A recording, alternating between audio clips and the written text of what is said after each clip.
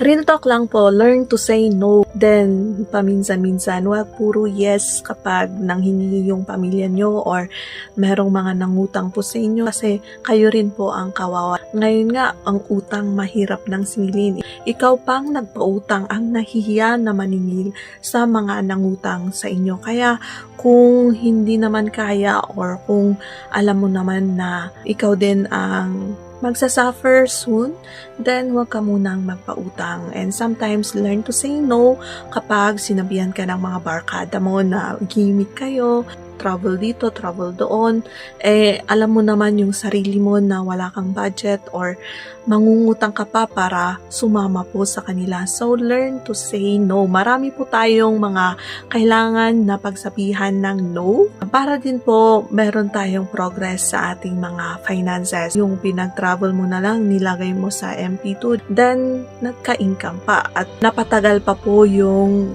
span ng inyong mga kinita. So, learn to say no.